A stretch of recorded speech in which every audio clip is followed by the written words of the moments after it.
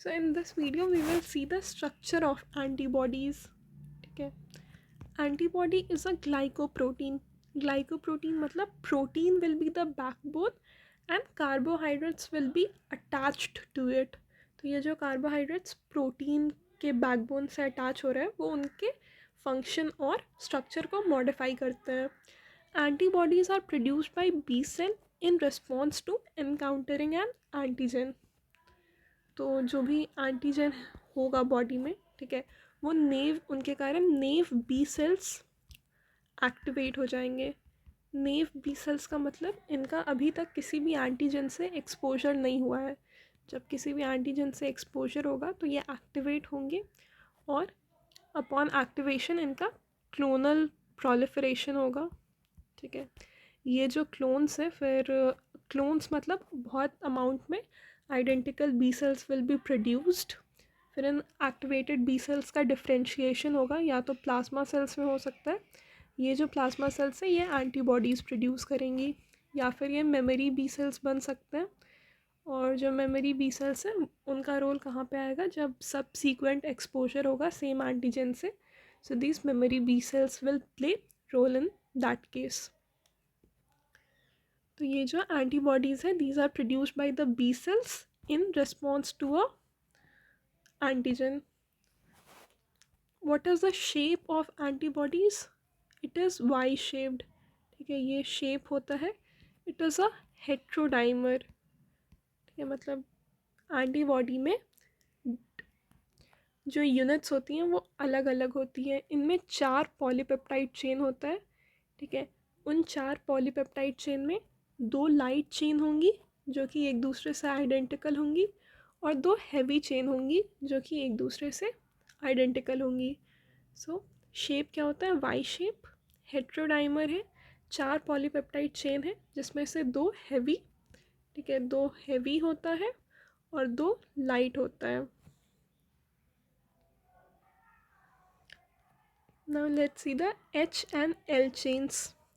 जो 4 एच और L chains है वो एक दूसरे से डाइसल्फाइड बॉन्ड से अटैच्ड होंगे, या फिर कुछ नॉन कोवेलेंट इंटरैक्शंस जैसे कि सॉल्ट, हाइड्रोजन या हाइड्रोफोबिक बॉन्ड्स के कारण जो लाइट और हेवी चेन्स है वो एक दूसरे से अटैच्ड होते हैं. ठीक है, तो 2 हैवी चेन होगा, 2 लाइट चेन होगा. ये एक दूसरे से कैसे अटैच्ड है? डाइसल्फाइड बॉन्ड्स के कारण. ठीक है, डाइसल्फाइड बॉन्ड्स के कारण, या फिर कुछ नॉन कोवेलेंट इंटरैक्शंस भी होते हैं जैसे कि सॉल्ट, हाइड्रोजन या हाइड्रोफोबिक बॉन्ड्स. ये जो एच चेन है, जो हैवी चेन है, हैवी चेन का 5 क्लास होता है और लाइट चेन का 2 क्लास. हैवी चेन के 5 क्लास होते हैं. ठीक है, that is alpha, gamma, mu, delta and epsilon. और इसके बेसिस पे हमारा इम्यूनोग्लोबुलिन का क्लासेस होता है. जैसे कि अगर किसी इम्यूनोग्लोबुलिन में गामा हैवी चेन है तो दैट इज़ IgG. अगर अल्फ़ा हैवी चेन है that is IgA. Mu heavy chain then it's IgM, और डेल्टा है तो IgD, और एप्सिलॉन है तो IgE. तो ये हैवी चेन्स के बेसिस पे IgG के क्लासेस होते हैं. सो एच चेन के, दैट इज़ हैवी चेन के 5 क्लासेस है, और ये जो भी क्लासेस है these are structurally and antigenically distinct, namely gamma, alpha, mu, delta and epsilon. And they represent the class of antibody, that is IgG, IgA, IgM, IgD and IgE. और जो L chains हैं इनके 2 types होते हैं. ठीक है, that is kappa and lambda. ठीक है, kappa and lambda are the 2 types of light chains. एक एंटीबॉडी में जो 2 लाइट चेन्स होंगे वो दोनों सेम टाइप के होंगे. ठीक है, एक एंटीबॉडी में जो 2 लाइट चेन्स है, अगर कापा है तो दोनों कप्पा होगा, और अगर लैम्डा है तो दोनों लैम्डा होगा. So this was about heavy chains and light chains. Heavy chain के 5 क्लासेस होते हैं, लाइट चेन के 2 टाइप्स होते हैं. Let's see variable and constant region. ये जो चेन्स है, जो पॉलीपेप्टाइड चेन्स है, एक चेन में दो रीजन होगा, ठीक है, एक वेरिएबल रीजन और दूसरा कांस्टेंट रीजन। ये जो वेरिएबल रीजन है उसका दो डोमेन है, एक VH और VL, and this is at the tip of the fragment antigen binding, and this segment is responsible for binding to the antigen. Variable region जो होता है that is responsible for binding to the antigen. यहाँ पे जो amino acid का sequence होता है वो बहुत डाइवर्स होता है, ठीक है, जो अमीनो एसिड का सीक्वेंस है वो डाइवर्स है ताकि वो वाइड रेंज ऑफ एंटीजेंस को आइडेंटिफाई कर सके। और ये डाइवर्सिटी का रीज़न क्या है कि जब बी सेल डेवलपमेंट हो रहा था तो जीन रीअरेंजमेंट के कारण हर एक एंटीबॉडी के पास एक यूनिक एंटीजन बाइंडिंग साइट है, ठीक है, तो हर एक एंटीबॉडी का जो वेरिएबल रीजन होता है वो अलग अलग होता है, बहुत डाइवर्सिटी होती है वेरिएबल रीजन में। बाकी जो कांस्टेंट रीजन है, ठीक है, constant region is same for almost all antibodies of the different classes, ठीक है, कांस्टेंट रीजन में जो अमीनो एसिड का सीक्वेंस है वो ऑलमोस्ट सेम होता है सबके लिए। तो हर एक चेन में दो कंपोनेंट है, दो रीजन्स है, एक वेरिएबल रीजन और एक constant region. It depends on the sequence of the amino acids.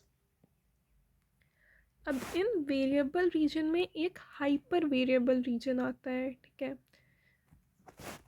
This hyper variable region is a zone of relatively high variability, and this represents the antigen binding site of the antibody. So variable region में एक relatively high variability का एक region है, that is hyper variable region, which represents the antigen binding sites, and these are also known as hot spots, ठीक है, जिनसे जो antigen है वो बाइंड करेगा। और बाकी सारा जो रीजन हो गया दैट इज़ कांस्टेंट रीजन। सो जो चेन्स होती हैं हर एक चेन में दो रीजन होगा, variable region which is responsible for antigen binding site, particularly the hyper variable region of the variable region is responsible for the antigen binding site, और बाकी जितना region हो गया that, so constant region represents the rest of the immunoglobulin molecule that is not the variable region। फिर enzymatic digestion of antibody तीन type का होता है। पैपेन डाइजेशन, ठीक है, पैपेन में ए आ रहा है दैट इज़ अबव, ठीक है, सो पैपेन डाइजेशन में जो एंटीबॉडी है that is cleaved above the disulphide bond. Pepsin digestion में the immunoglobulin molecule is cleaved at a point below the disulphide bond, ठीक है, और मरकैप्टो इथेनॉल डाइजेशन के कारण H और L चेन्स सेपरेट हो जाते हैं, ठीक है। तो जो हमारा एंटीबॉडी है ये वाला जो उसका रीज़न है that is the hinge reason, ठीक है, ठीक है, ये एंटीबॉडी है, ये वाला रीजन जो है this is hinge region and this is the disulphide bond. तो पैपेन डाइजेशन में above the disulphide bond antibody cleave होता है, तो इसके कारण ये फ्रेगमेंट अलग हो जाएगा, ये फ्रेगमेंट अलग हो जाएगा और ये फ्रेगमेंट अलग हो जाएगा, तो 2 FAB कॉम्पोनेंट्स मिलेंगे और एक FC कॉम्पोनेंट मिलेगा, ठीक है। पैपेन रीजन में क्या होता है, this is the hinge reason, ठीक है, हिंज रीजन का डाइसल्फाइड बॉन्ड के ऊपर क्लीवेज होगा, ऊपर क्लीवेज होगा तो यहाँ से टूटेगा, मतलब ये फ्रेगमेंट अलग हो गया, यहाँ से टूटेगा, ये फ्रेगमेंट अलग हो गया और फिर यहाँ से टूटने के कारण ये फ्रेगमेंट अलग हो गया। तो पैपेन क्लीवेज के कारण 3 सेगमेंट्स बनते हैं।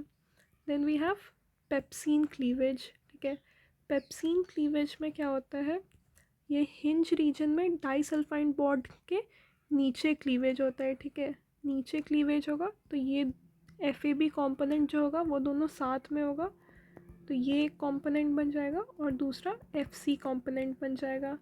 तो पेप्सिन डाइजेशन के कारण FAB2, ये दोनों FAB अटैच्ड रहेगा, ठीक है, because below the disulphide bond cleavage हो रहा है, और फिर FC कॉम्पोनेंट बन जाएगा, अलग हो जाएगा वो। और मरकैप्टोएथेनॉल डाइजेशन के कारण जो H और L चेन्स है वो सेपरेट हो जाते हैं। तो 3 टाइप का डाइजेशन होता है। Papain digestion, papain cleaves immunoglobulin molecule at a point above the disulfide bond in the hinge region, and this yield 3 fragments, crystallizable fragments, ठीक है। सो पैपेन डाइजेशन में जो क्लीवेज है वो यहाँ पे होगा, जिसके कारण 3 फ्रेगमेंट्स बन जाएंगे, 2 FAB और एक FC। Pepsin digestion cleaves the molecule at a point below the disulfide bond in the hinge region. This forms one FAB2 fragment and many smaller subunits, ठीक है। सो जो FAB है वो दोनों एक दूसरे से जुड़ा रहता है, और जो FC है वो डाइजेस्ट हो जाता है छोटे छोटे मॉलिक्यूल्स में। तो पेप्सिन क्लीवेज के कारण FAB2 और डाइजेस्टेड FC बनता है। देन मरकैप्टोएथेनॉल डाइजेशन के कारण जो H चेन्स है और L चेन्स है वो एक दूसरे से सेपरेट हो जाते हैं, ठीक है। मरकैप्टोएथेनॉल के कारण H चेन्स और L चेन्स सेपरेट हो जाते हैं। This is the diagram of antibody, ठीक है। इसमें 2 फ्रेगमेंट्स होते हैं, fragment AB that is fragment which binds to antigen, and fragment C that is the crystallizable fragment, ठीक है। हर एक चेन 4 चेन्स होते हैं, 2 लाइट चेन, 2 हैवी चेन। हर एक चेन का 2 कंपोनेंट होगा, 2 रीजन होगा, वेरिएबल, ठीक है। वेरिएबल जो है वो टिप पे होगा, और फिर कांस्टेंट रीजन्स होंगे, और ये एक दूसरे से डाइसल्फाइड बॉन्ड से जुड़े होंगे। This is the variable region, ठीक है। इसमें एक हाइपर वेरिएबल रीजन होता है that is the site for antigen binding, ठीक है। ये टिप पे होता है antigen binding site. Then these are the disulphide bonds, जिससे हैवी चेन लाइट चेन एक दूसरे से जुड़े रहते हैं। This region is the hinge region, this is the constant region, ठीक है। So this was the structure of antibody.